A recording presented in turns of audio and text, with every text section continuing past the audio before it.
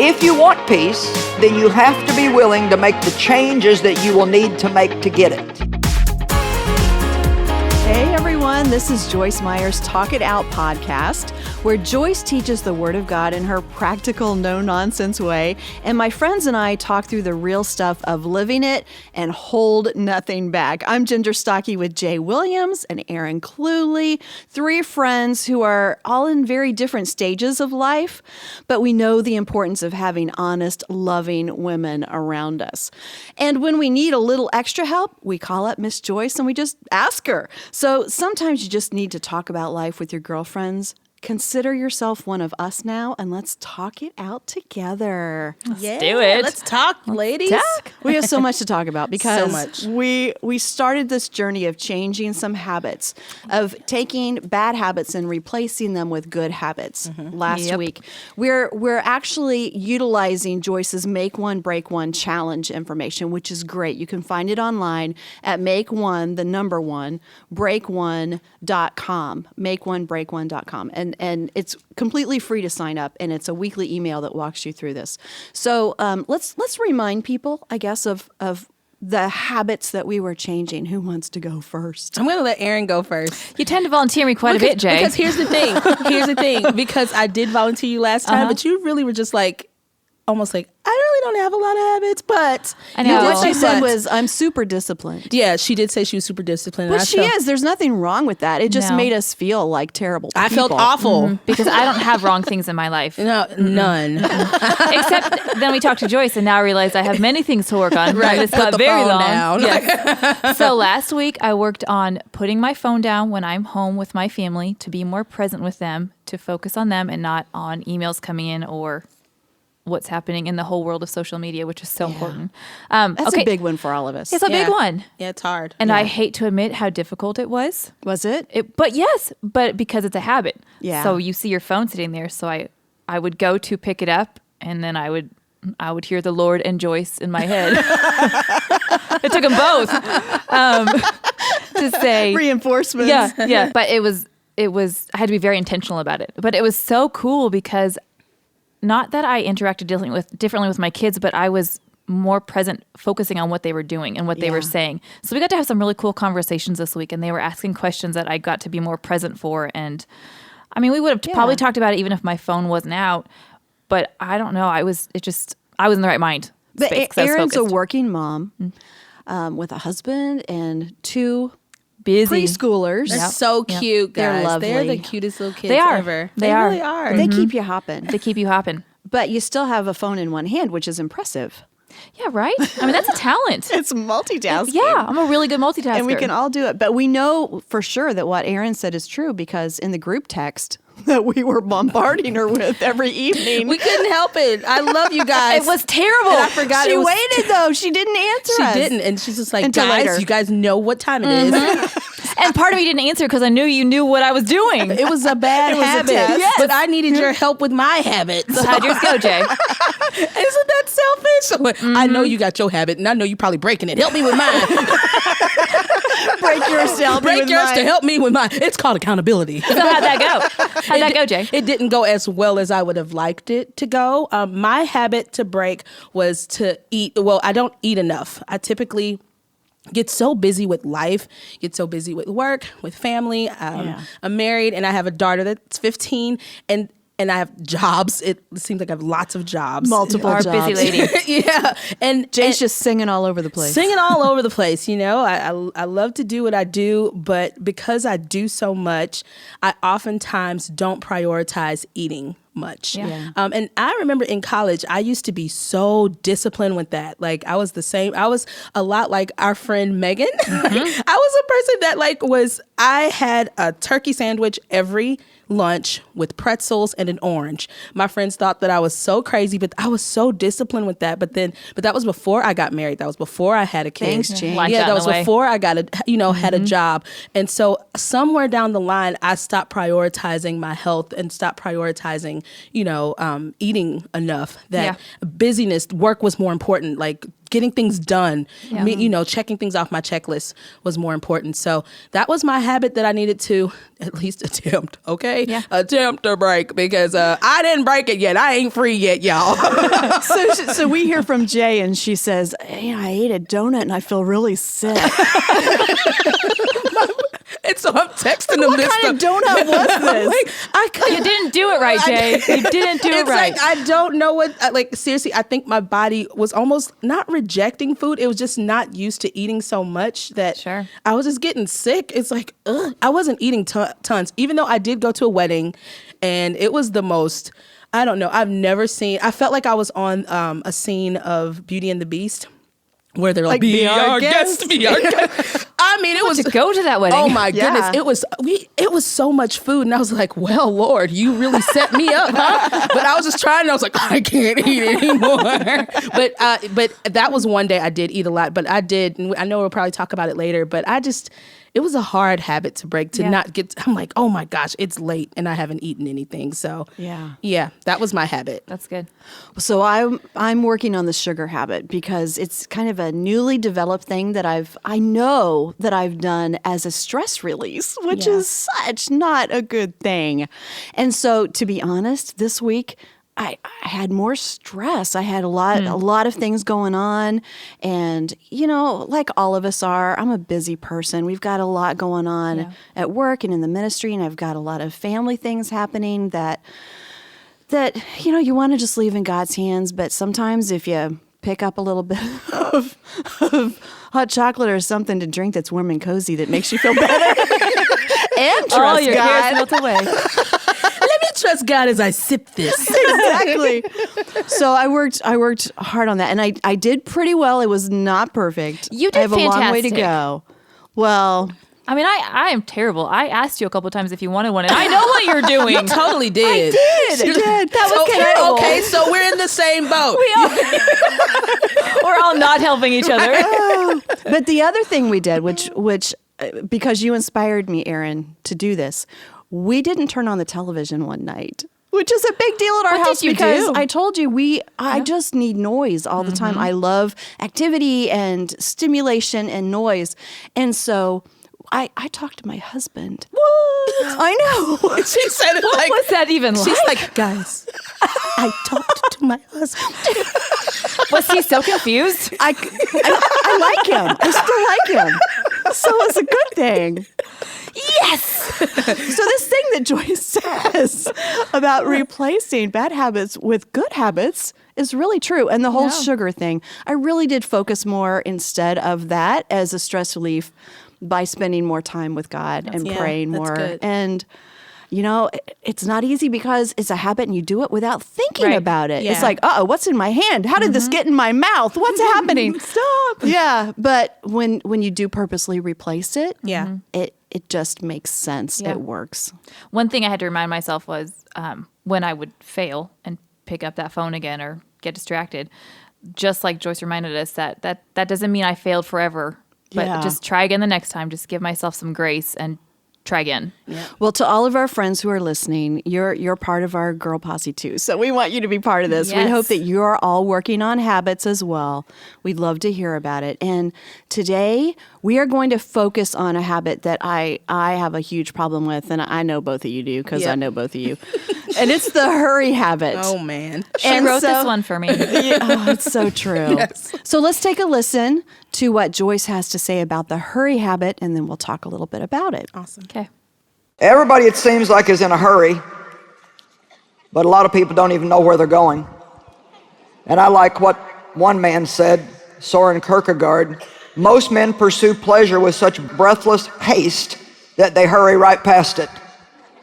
And that's true. We're so busy trying to enjoy our lives and working so we can have things that we can enjoy, and yet most of the time we're too busy to enjoy any of it. And so you can hurry on the outside, but you can also hurry on the inside. And I actually think that when you're in a rush all the time in your soul, that does a lot more damage to us than what we can ever imagine. Now, I have lots of experience with hurrying, because I have a lot of things that I'm doing, a lot of things I'm responsible for, and I'm a pretty quick person anyway. And so I've had to really work in this area, and I'm still letting God teach me in this area. My husband's mom she raised all the kids, 8, right? 8 children. And Dave's dad died when he was 16, so they still had lots of young kids at home. And they didn't have much money, and she cleaned homes for people, and she was just very, very busy. And so she just hurried all the time, Well, after all of her kids were gone, and she was up in her 70s, and she was living with one of her other kids, I was over there one day, and she was making me some coffee, and I noticed that she was just running from thing to thing to thing in the kitchen. And I said, why are you in such a hurry? She said, I don't know, that's just a habit I've got. And so sometimes we get in such a hurry that it becomes such a part of us that we don't even stop to think that we don't have to live that way. And I'm just encouraging you to make a decision today that you're going to calm down, enjoy the trip, enjoy the journey, take the time to enjoy some of the things that you've worked so hard to attain in your life. So this whole concept of enjoying the journey, I love that. I mean, that really is one of, I guess, the keys in my life is I love adventure. I love to accomplish a lot and go. And one of my biggest fears is to miss out on anything. Yeah. I mean, I think that says something about all of our personalities. You know, I think that we all want to accomplish a lot, which keeps us busy, but we want to have fun at the same time. Right. Yeah. So, but that whole thing about making a decision to, even when your life is hurried, you don't have to be hurried on the inside. Yeah. Yeah. And sometimes it works better than others, but without making that decision, it doesn't work at all. That's really good. That's the one thing that stood out to me is that sometimes we are just busy. I have 2 little kids and a husband, and I'm working. And so they have to eat every day. I have to do things for them because they're too little. They have to have a bath. I have to go to work. So some of that is just part of life. But I don't have to feel so hurried on the inside. Yeah. How can you live in that space where I am enjoying my life and calm inside, even though I have a lot to do? Yeah. That's really important to stop. And that's one thing that I've learned from you, Ginger, is even in conversations, because I'm a communicator. I love to talk to people. But one thing I realized about you, Ginger, and Aaron, you do this as well. You all keep conversations going, but then you are okay with your Selah moments. And what I mean is like, you're okay with the silence for a moment.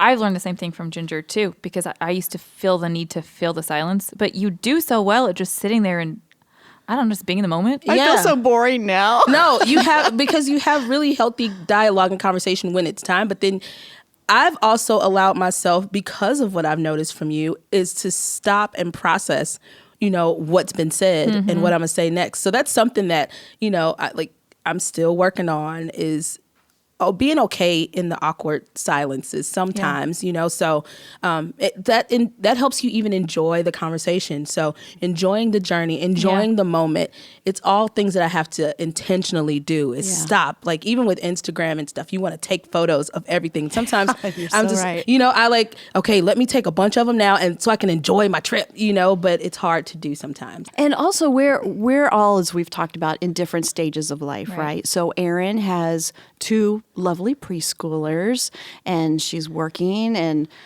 Jay is all over the globe and she's got a beautiful 15-year-old daughter, and I have 2 grown daughters and a brand new, well, actually the most lovely baby on the planet. Baby you can granddaughter. say that because mine are older, so that's okay. Yeah, specifically baby. Yes, yeah, you may have that. So, but with all that in mind, I have always wanted, at whatever stage my kids are, to create memories. I don't want to forget the wonderful things that God has blessed us with. Yeah. And when I'm too busy, I miss those things. Yeah. I love this verse. I think about Mary. She was a mom too. Mm-hmm. And she had Jesus, who was the perfect child, which still would have been challenging because I can't even imagine some of the things that Jesus said to Mary and what that must have been like. But she also had normal kids. Mm-hmm. So, but with everything that was happening in Luke chapter 2, verse 19, but Mary treasured up all these things and pondered them in her heart, because she wasn't just running Yeah. She was creating memories. And with Joyce talking about enjoying where we are and what God has given us, Yeah. if we don't slow down enough to see those things and ponder them in our heart and treasure them, then we're running too fast and the memories go past us. I thought about that exact thing last night. We were doing bedtime, and my husband and I joke that it's a race to see how fast we can do bedtime, because by the end of the day, you're just done. And we have worked, and we've done dinner and bath and all that, so we're done. So That's reasonable. Yeah, it's fair. Yeah. But there's such sweet moments that happen at bedtime, and they're in their jammies, and they're just being precious, and they're sweet, and they want to read more stories, and they're laughing, and they want more songs. And I'm like, for the love, go to sleep. But they're so precious, and those are the memories that I want to have, is praying with them before they go to bed. That's when Caden, my 4-year-old, wants to talk about God and is asking questions. And I don't want to rush that, because how else is he going to learn? And those are moments that I don't get to have back. Yeah. But I can't hurry that. Peace is such a great thing, and when we're hurried inside, Yeah. we're not peaceful. So Yeah. Joyce is going to help us out with this important point of living in peace. 1 Peter 3:11. Yeah, I'm a pretty peaceful person now. I would say that most of the time I'm just pretty peaceful. That doesn't mean that I can't get upset or that I don't still see a little temper flare once in a while, but I'm a pretty peaceful person. And you know why? Because about 15 years ago, I decided that if it was the last thing I ever did, I was going to learn how to live in peace. Because I had spent a large majority of my life frustrated and upset. And I found this scripture, and it really taught me a lot. This is him who wants to enjoy life and see good days, is what verse 10 says. So if you want to enjoy life and see good days, let him turn away from wickedness and shun it. Let him do right. Let him search for peace. Everybody say, search for peace. Harmony, undisturbedness from fears, agitating passions, and moral conflicts, and let him seek it eagerly. So we have to search for peace, and we have to seek it eagerly. Then it goes on to say, peace with God, peace with yourself, and peace with your fellow man. So let me just throw this out, because I always have to get this foundation in. If you're not at peace with yourself, then you're not going to find peace no matter what you do in any area of life. So the first thing you got to do is decide, okay, I'm not perfect. God knew that when he got me. I don't have to be mad at myself. I don't have to be in a war with myself because I make mistakes. I'm not where I need to be, but thank God I'm not where I used to be. I'm growing. Amen? And you can enjoy yourself while you're changing. And if you don't learn how to enjoy yourself, you're not going to learn how to enjoy anything else that you do. You know why? Because everywhere you go, you're there. So no matter what you're doing, if you don't enjoy yourself, you're going to run into yourself everywhere you're at. And you're going to be miserable. So we really need to stop all this hurrying and frustration and upset. And I want you to form a habit of being peaceful. I'm talking about breaking the hurry habit, but I really could have called it form the peace habit. I'm at the point now, and I know that many of you have reached this point too. My husband was born this way, but I wasn't. I had to catch up. Where the minute that I start to get upset, that's like my alarm clock to change something. I can't do it anymore. It's too hard on you to be upset. It takes too much of your strength and energy and power to be frustrated. And to hurry all day long just absolutely will wear you out. It just will wear you out. Hurrying is one of the major sources of a loss of peace and unpleasant display of emotions. If you want peace, how many of you want more peace? You sure? All right. If you want it, then you have to be willing to make the changes that you will need to make to get it. Not as interested in that, I guess, huh? You can't keep doing the same thing and expect to get a different result. I said you can't keep doing the same thing and expecting to get a different result. You say, well, I'm praying, I'm waiting for God to do something. You know what God will do? God will show you what to do, and he'll help you do it. We miss that. We always want to live, crazy and then expect God to come in and wipe away all the results of the way that we've lived. But you have to change things if you want to have peace. So what do you plan to do to break the hurry habit and live in the peace habit instead? Jay, I knew you were Aaron going to was do that. right on that one. Well, the first thing that I loved how Joyce said, follow peace and search for peace. Yeah, pursue it. Yeah, like that's something that I can practically start doing. I'm so quick to be, like I said before, I try not to be as reactive as possible, because what that ends up being is really just me defending whatever I'm trying to do or say or whatever. I need to just find the good, find the peace. What can I do to put this fire out? Yeah. You know, because Yeah. sometimes, We're all firemen sometimes.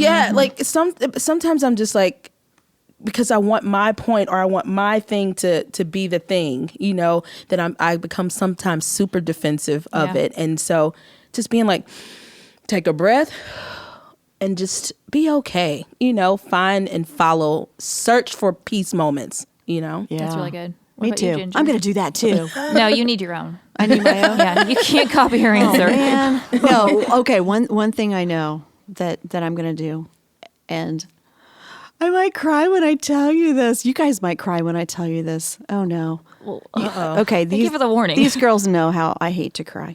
But anyway, there are really 4 of us. There are 3 of us here, but we have another friend named Megan, who is one of our close friends, and she is moving away. We are gonna cry now. I know, she's moving away this week. So we have been, like, we went out to lunch for Megan's last Monday at work. And then we went out to lunch for Megan's last Tuesday at work. And today we all ate together for Megan's last Wednesday at work. It's a process. I know. My point to all this is she's been with us 5 years. And I have probably taken the time to go out to lunch with all of us, you know, or with Megan so few times. And I loved it so much. And I love being together, and the hurry of my life and my job, not because they make it that, because I make it that. Yeah. I'm responsible for my schedule. And I just feel like there's so much to do that I just can't possibly take the time. Yeah. And instead, I want to spend the time to be with you guys and to enjoy other people that are here, and not to just think about, oh, the next meeting that's on my calendar or the next project that I need to work on. So I want to let go of that hurry habit, of that daily, every minute grind being so productive, and instead think about how productive it is when I just love the people that I'm with. That's really good. And I'm going to miss Megan. Me too. Can't even talk about it anymore. It's too much. That's really good. I think What are you going to do, take a Aaron? breath. something really cool happened this last week. Caden and I were in the car. I was dropping him off at school, and he said randomly, "What is peace?" And I thought, well, oh my goodness, how do I explain That's it such to a a big 4-year-old? question. I know. And I thought, okay, what does that mean? And so I said, well, it's on the inside, you feel cozy. You feel warm and cozy. We like to talk about being cozy and snuggly. You feel cozy, even if everything around you is crazy. On the inside, you feel cozy. And so that seemed enough. We then moved on to fire trucks or something. But for that moment, that's good. So I kept thinking about that and thought, how do you feel cozy in the middle of chaos? And it's that taking a breath of, okay, what this is going to keep going around me. It's busy, but I can feel that breath on the inside, that peace on the inside. Yeah. So I want to take those moments when I feel the chaos or the anxiety or whatever it is in my hurriness, and just take a breath. Yeah. One thing too, I also need to work on is that Martha, the Martha life that you live, I live too. And I feel better about myself when I am hurrying. So Like more It's accomplished, yeah. almost like I've done it. Yeah, it's like And a pride don't you thing. love to tell people how busy you are? Yes. I Booked, do. okay? It's a horrible I'm busy. pride Yes. thing. I've just got so much to do. Yeah. Because on the days when you don't you feel Booked so and embarrassed? busy, baby. Okay. Those are my words too. It's exactly what I say. I have so much going on. I can't see you today because I just have a lot on my plate. But I want to work on that. That even if I don't, if I have a slow day, that's okay. Yeah. Yeah. What can I make time for that day? Who could I hang out with that day? Or I need to not find my identity in my hurriness. Is that a real word? Hurriness? I like it. It's now. It is Yeah, now. my hurriness. And but you know what? That makes me think about today's society and how we don't want to look lazy. No. You Or like, I know? can't do it. Like Yeah. So sometimes it makes you, it can make, I'm like, I am busy. I have things to do. Okay. I'm making money moves. Okay. But, so today's society can make you want to do the next big thing, Yeah. to even feel like I am a, 2019 woman. But we don't have to be like society, do No. we? I mean, that's the whole point. We're set apart. Exactly. And it's not easy. It's not natural. But if we pursue peace. I was on my way to work the other day, and I was sitting at a stoplight, and there was one car ahead of me, and the light changed, turned green. The car ahead of me was on their phone, so they didn't go. But the car behind me went when the light turned green. Wait. So, yeah, exactly. I'm in the middle. The math doesn't add up there. I got rear-ended is essentially what happened. The wow. car behind me went. I was not moving because the car ahead of me had not, and it was a crunchy thing. Wow. So, the first thing, of course, you think is, well, my day's ruined, and I've got to get there, and I have a lot to do. But beside that, I think of how many times I rear-end people. Yeah. Literally. Yeah. Run into them because I'm texting as I walk down the hallway. Fall down the Because stairs. Exactly. I have to do so many things at the same time that I accidentally run over people, Yeah. not even realizing because I'm trying to stay so busy, and I have to slow down, and I have to pay attention to that person in front of me, because if they're not moving or if they need help, Yeah. if I don't make time in my life to serve other people, then my life is pointless. Absolutely. Yeah, I think that's so good. And I think this conversation is super helpful because I'm sure some of our girlfriends that are listening have these same kind of issues. I've had a lot of friends ask me things like, how do you stop having anxiety? Like, how do you stop? Yeah. Like, I don't know the practical steps. I remember when I struggled with like even anxiety, it was just kind of like a hard moment for me to be like, I don't want to feel anxiety. But then you have to stop, slow down, assess what you're doing. Yeah. And just what you said, Aaron, take that breath. Sometimes it takes that physical breath just to say, Yeah. it ain't that serious, girl. Have a little pep talk with yourself and just say like, it's not that serious.